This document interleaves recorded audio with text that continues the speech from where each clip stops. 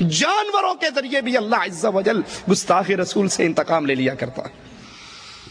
ایک شخص مسلمان ہوتا ہے، عیسائیوں سے اللہ کے نبی کا کاتب بن جاتا ہے، آپ کے لیے وحی لکھتا ہے، پھر مرتد ہو جاتا ہے اور عیسائیوں میں جا کر کہتا ہے رسول اللہ صلی اللہ علیہ وسلم کو کچھ نہیں پتا سوائے ان باتوں کے جو میں نے لکھ کر اس کو بتائی ہے، اور کچھ نہیں جانتا، جو میں لکھ کر دیتا رہا وہی پڑھ پڑھ کے لوگوں کو سناتا ہے اور کچھ نہیں جانتا۔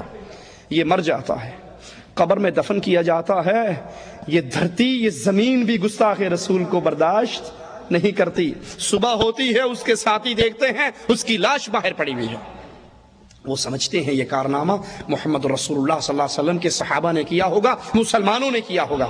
اگلے دن قبر کو اور گہرا کھودتے ہیں اور اس مردے کو دفن کرتے ہیں۔ صبح ہوتی ہے، آتے ہیں، دیکھتے ہیں قبر نے اس کی لاش کو پھر باہر پھینک دیا ہے۔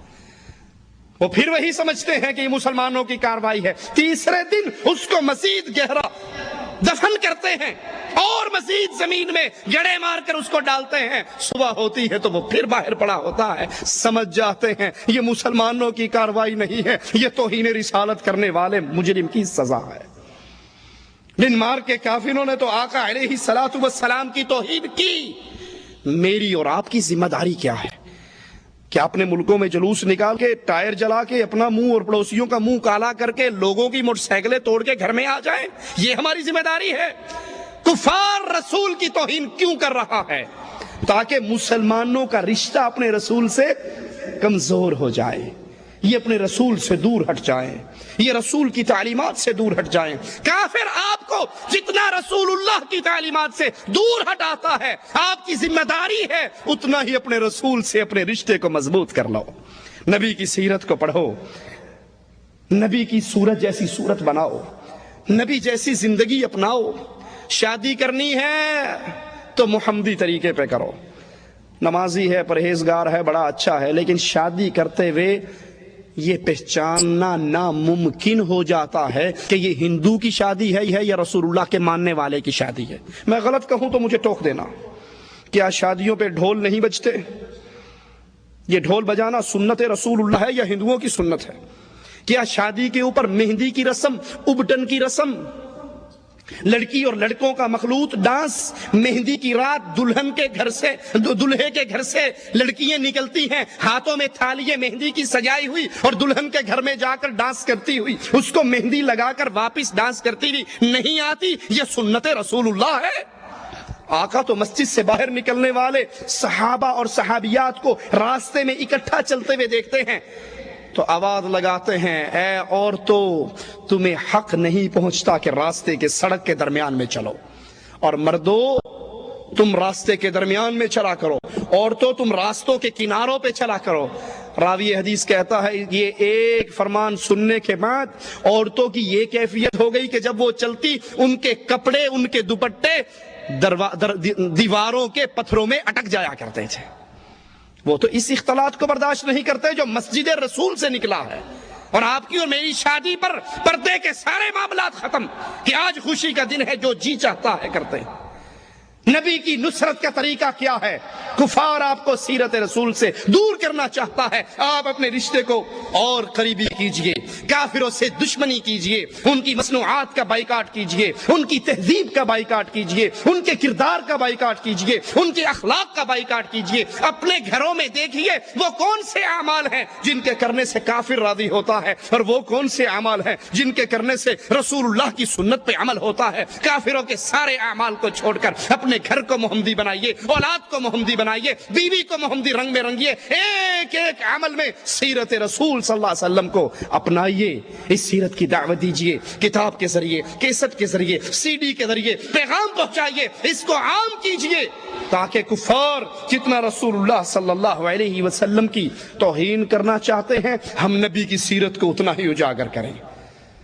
اور جو دعوت رسول اللہ صلی اللہ علیہ وسلم ساری زندگی دیتے رہے، قولوا لا الہ الا اللہ کی دعوت، اللہ کی توحید کی دعوت، اس دعوت کو کمر بستہ ہو جائیے، گلی گلی کوچے کوچے میں ایک آوازے کو بلند کر دیجئے، لوگوں لا الہ الا اللہ، اللہ کے علاوہ نہ کوئی مشکل کشا ہے، نہ حاجت روا ہے، نہ غوث اعظم ہے، نہ بگڑی بنانے والا ہے، نہ بری کرنے والا ہے، نہ غریب نواز ہے، نہ بندہ نواز ہے، نہ بندہ پرور ہے، نہ لجپال ہے۔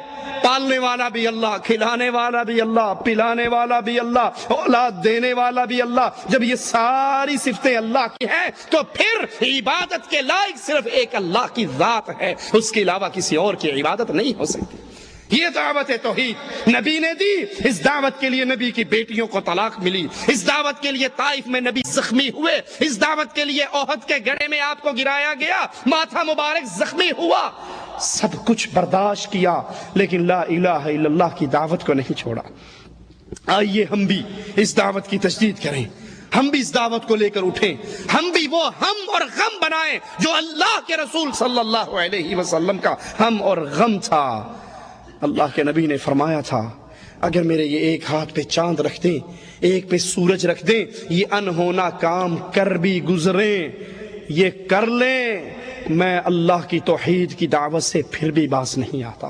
اللہ سے دعا ہے اللہ ہماری خطاؤں کو معاف فرمائے، اللہ ہماری سیاہکاریوں کو معاف فرمائے، اللہ ہمیں توحید پہ قائم اور دائم رکھے، اللہ ہمیں رسول اللہ صلی اللہ علیہ وسلم کی سنت پہ عمل کرنے کی توفیق عطا فرمائے، اللہ ہمیں اپنی نماز، اپنا روزہ، حج، زکوٰۃ، نکاح، طلاق، لباس، گھر بار، تجارت، شادی بیاہ، زندگی کے ہر مسئلے میں اللہ ہمیں محمدی بنائے، محمد کے نقش قدم پہ چلائے صلی اللہ علیہ وسلم، اور اس حال میں موت دے اللہ ہم سے راضی ہو، ہم اپنے اللہ سے راضی ہوں۔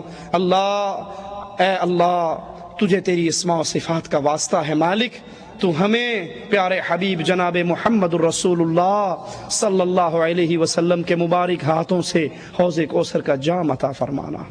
اے اللہ ہمیں ہمارے نبی کے جھنڈے کے نیچے جنت میں ان کا پڑوسی بنا دینا۔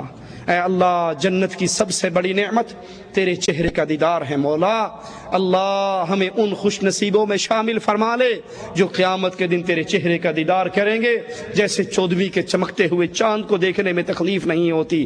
تیرے نبی نے بتایا ہے کہ مومن جنت میں اپنے رب کا ایسے ہی دیدار کریں گے۔ اللہم اجعلنا منہم ومعہم وفیہم بعفوک وبمنک وبکرمک۔ اقول قولی ھذا واستغفر اللہ لی ولکم ولسائر المسلمین فاستغفروہ انہ هو الغفور الرحیم۔